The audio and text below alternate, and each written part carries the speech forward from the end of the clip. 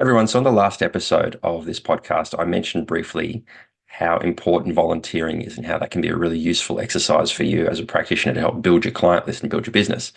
Well, I thought this might be a good opportunity to dive into that topic a little bit deeper and explore some of the other benefits that come through volunteering because it's such a valuable thing to do, particularly in the early part of your career, but it can also reap benefits right throughout the mid and later stages of your career as well. So let's dive into some of those things. First of all, let's look at the places that you could potentially volunteer your skills. Now, if you're a manual therapist like me, and you went through and studied massage, myotherapy, physiotherapy, osteopathy, chiropractic, some form of hands-on therapy, you are perfectly placed to be able to volunteer in so many different settings. And chances are that while you're going through your undergraduate training, there were opportunities placed in front of you to go and volunteer at things like running events or sporting events. It might be football games, soccer games. I've even volunteered at surfing competitions, a whole range of different things. So those opportunities are really worth their weight in gold. We'll talk about why in a moment. Some of the other type of sporting things that you can volunteer would be at sporting clubs. So you could volunteer as a sports trainer. You might volunteer as doing sports massage or something like that. And again, a whole set of benefits that will come through that we'll explore in a moment. Thinking a little bit more broadly now, we can take the volunteering role into different community groups. So there might be different support groups for different types of people. There might be community groups that help to provide different types of benefits to people with learning disabilities or people with special needs or people with whatever it might be. There's a whole range of different things that we have community groups for. And so providing a manual therapy service could be a nice value add for those groups and also a great way for you to build those connections within your local community. Another area to volunteer that's often overlooked is the teaching role as a volunteer. So providing services, doing things like helping the local sports trainers at the football club get a better understanding of how to identify and manage some basic sports injuries. It might be giving a short talk to the local personal trainers, again, about how to identify some of those potential for injuries and some of the signs and symptoms they can look for with some sports injuries that they might be seeing in the gym setting. And so these are all roles where we can either create the opportunity for ourselves or simply reach out. And more often than not, people are crying out for volunteers. So there's lots of opportunity there for us as manual therapists. And if we look at some of the benefits to us, and obviously volunteering should be about the recipient of that volunteered service, but if we consider all of the things that will benefit us as individuals, it's really hard to argue with the value of this exercise. So first of all, we get to be really time efficient. Now, if you're looking at volunteering at something like a running event or a obstacle course race or something like that, where there's a lot of people moving through this event at a really high volume, volunteering your services, say at the start line or at the finish line in particular, you'll get an opportunity to have this long list of people lining up for your services. And you have to be very time efficient. You have to be very good at managing your time. And so you might get 5, 10, 15, 20 minutes with a person, sometimes less. And you will have to be able to identify their needs, figure out what you're going to do to help them, communicate that to them, deliver it, and then move them on so the next person can come through. So you get very efficient at managing your skills and the application of those skills, but also very efficient at communicating with patients or in this case, participants as they come across your table. And on the topic of communication, you get the ability to build rapport very quickly. Now, I've harped on many, many times in this podcast about the importance and value of the skill set of building rapport. And really, it is such an important thing with every interaction with every patient. But being able to do that quickly is really, really powerful. So as your participant comes off their whatever sporting event that they're participating in, jumps on your table or comes up to you and says, "Hey, I've got this sore spot here," or "This is a niggling. What can you do to help me?"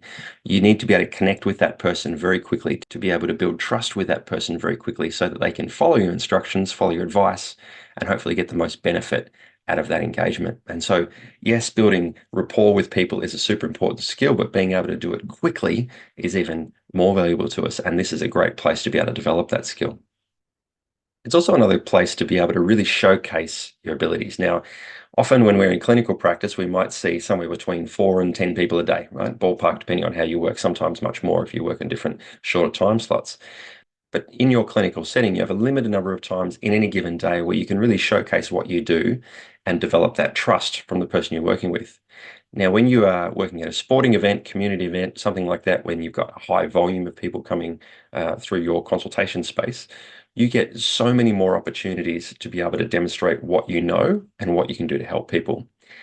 So that really increases your opportunity to build your reputation across a larger span of people in a much smaller period of time. And so it's fantastic opportunities there for you to show what you know, to demonstrate what you know in a very tangible way, and to get your name out there to lots and lots of people in a small amount of time. The other thing is with this high number of people that you're seeing in a short amount of time, you also get to road test a lot of your theories and ideas. And so you'll start to see patterns and certain behaviors in certain types of athletes as they come onto your table. And then you'll very quickly be able to say, what if I try this with this person? Then you can test that on 3 or 4 or 5 or 50 people in a fairly short space of time to see whether your theories and ideas hold true. And so you might say, well, I like to approach calf strains or cramps like this, and you can put it to the test. If it consistently works across a number of people with that problem, you can say, yes, that's an effective way to do it.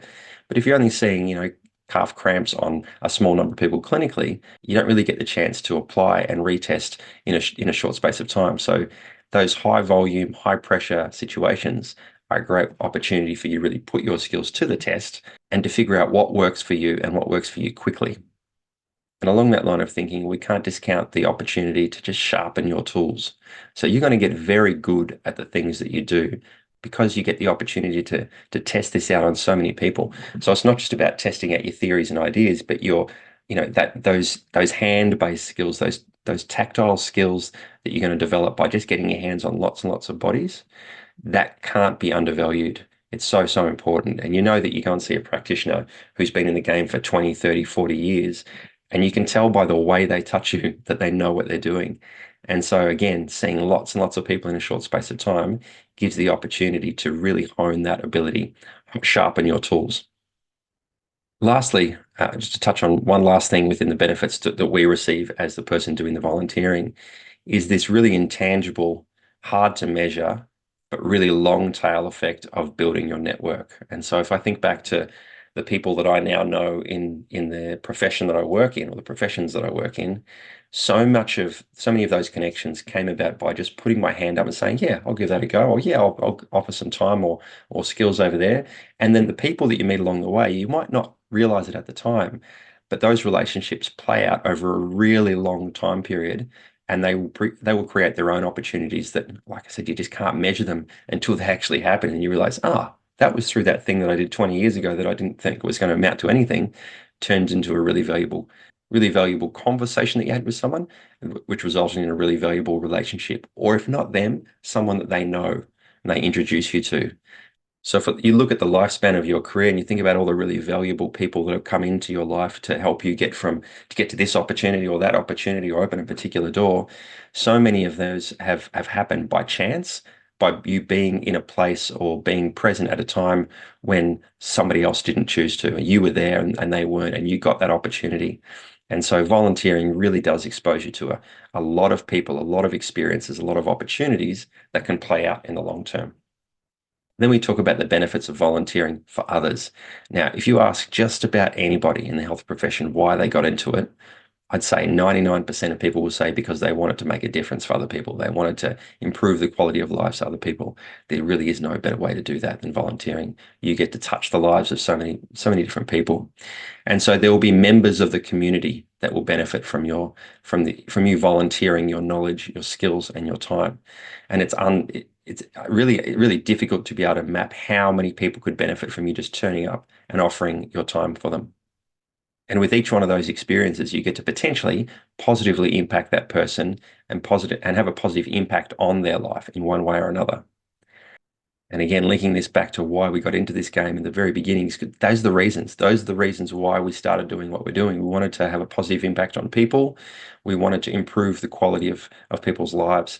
And if we can find an opportunity to give some of our own time, give some of our own skills and knowledge without asking for anything in return, you will make those changes in people's lives. And then indirectly, you'll get that long list of benefits that I just went through about the things that we benefit from as the person volunteering as well.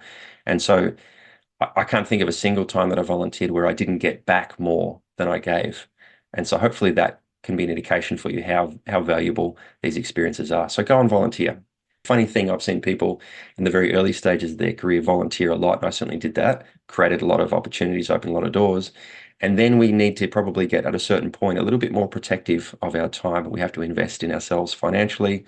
We have to build our businesses. We have to build our careers. And that's fair enough. You might wind it back. But what we often see too is people towards the latter part of their career, once they're maybe a little bit more financially stable, what do? They start volunteering again. They start putting up the hand to go and contribute something to their community. And so it really does often go full circle, which is really nice to see. So give volunteering a go. I think you'll find it's a really smart decision for you, for the people you're volunteering for, but also your career.